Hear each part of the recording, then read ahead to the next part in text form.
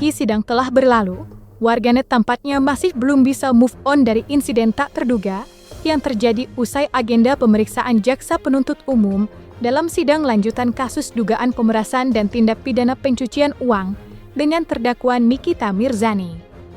Dalam persidangan tersebut, aktris berusia 39 tahun itu menolak meninggalkan ruang sidang sebelum bukti rekaman yang mendasari tudingannya terhadap Reza Gladys diputar di hadapan majelis hakim. Dalam rekaman tersebut, Nikita dengan lantang menuding bahwa Reza Gladys telah mengatur jalannya proses hukum, termasuk mempengaruhi jaksa dan hakim. Aksi protes Nikita memicu ketegangan di ruang sidang. Merespons situasi tersebut, majelis hakim dan jaksa penuntut umum memilih meninggalkan ruang sidang lebih dahulu, meninggalkan Nikita yang tetap bersikukuh pada permintaannya. Menanggapi kejadian tersebut, pakar hukum Rihat Huta Barat mencoba memberikan pandangan kritisnya. Menduga ada suap yang diterima, yang dilakukan oleh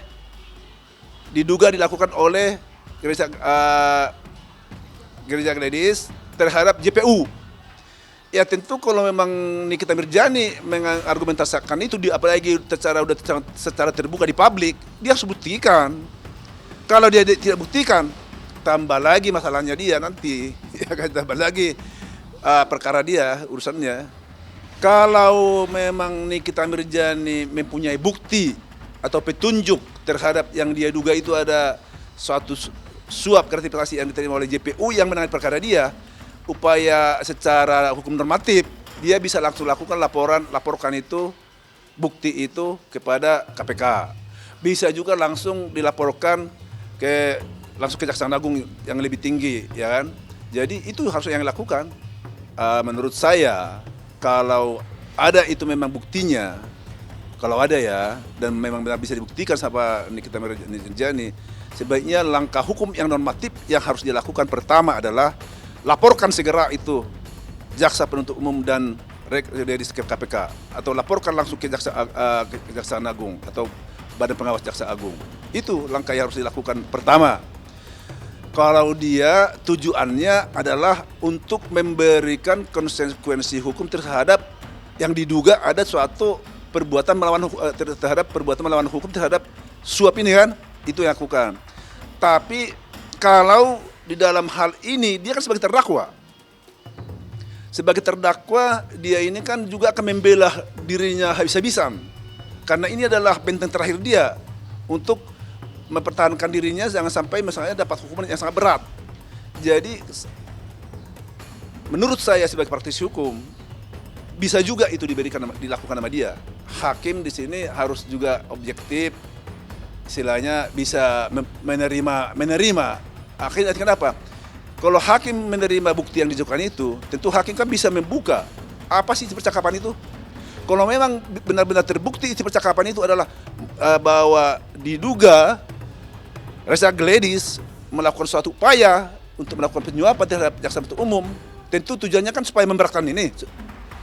Itu harusnya hakim bisa pertimbangkan.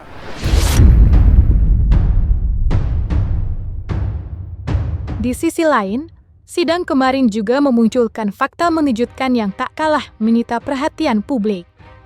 Salah satu poin penting yang terungkap dalam persidangan adalah dugaan bahwa produk milik Reza Gladys belum mengantongi izin resmi dari Badan Pengawas Obat dan Makanan BPOM alias berstatus ilegal.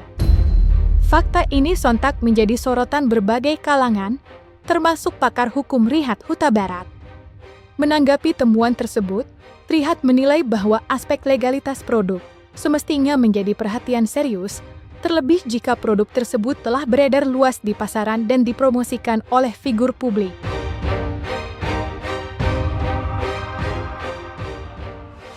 Jadi ini yang memang yang harus dibuktikan sama Nikita Mirzani ataupun saksi-saksi yang meringankan dia, bahwa memang produk itu benar-benar ilegal, tidak sesuai dengan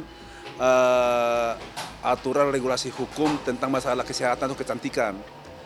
Memang kalau itu memang legal, memang Jadi ini sekalipun misalnya si Reza ini memang produknya legal, mungkin caranya Nikita Mirzani yang salah. Harusnya kalau dia tahu, itu dia laporkan langsung ke kepolisian bahwa dia menemukan suatu produk diduga milik daripada Reza Gladys, diduga keras adalah legal. Itu. Jadi itu harusnya yang dilakukan. Setelah terungkap bahwa salah satu produknya tidak terdaftar di BPOM, pihak Reza Gladys akhirnya angkat suara. Dalam pernyataannya, Reza mengklaim bahwa dirinya tidak mengetahui adanya pelanggaran tersebut. Ia menegaskan bahwa hal itu terjadi di luar sepengetahuannya dan menyebutnya sebagai kesalahan internal. Menurut Reza, tindakan tersebut murni kelalaian salah satu karyawannya yang tanpa seizin dan pengawasan langsung darinya, sengaja memasangkan stiker pada kemasan produk, lalu kembali memasarkan produk tersebut ke publik. Lantas seperti reaksi pakar hukum Jamaluddin Kudubun menyikapi kontroversi ini? Kalau itu saya kira dia ngeles aja itu. Mulai ada tanggung jawab itu. Mana berani lah ada staf atau karyawan dia yang berani membuat stiker lalu kemudian menempelkan tanpa sepengetahuan dia, tanpa dia yang memberikan arahan maupun petunjuk. Nah ini kan produk dia, bisnis dia, bukan bisnis staf atau karyawan dia. Ya masa sih kemudian dia nggak tahu. Sekarang pertanyaannya begini, siapa yang kemudian memesan skincare ini? Di mana dipesan? Kapan dipesan? Kemudian kandungan apa yang ada dalam skincare itu? Pihak perusahaan yang memproduk itu melakukan itu apakah atas permintaan Dr. Gladys atau tidak? Atau setidak-tidaknya siapa yang berhubungan dengan mereka dalam kaitan dengan pembuatan skincare ini? Naif lah kalau ternyata dia tidak tahu, kemudian seolah-olah dia lempar itu kepada stafnya.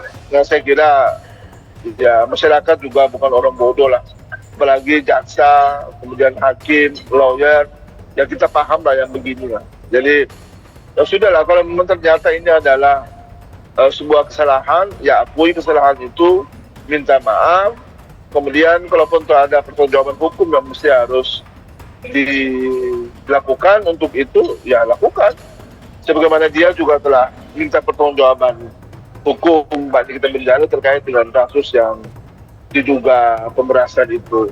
Jadi ya sudahlah, tidak usah saling melempar batu sembunyi tangan lah. Kalau memang itu adalah perbuatan dia harus berani bertanggung jawab.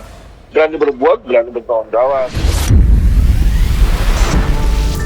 Dalam menanggapi polemik yang melibatkan produk milik Reza Gladys, pakar hukum Jamaluddin Kudubun turut memberikan pandangannya.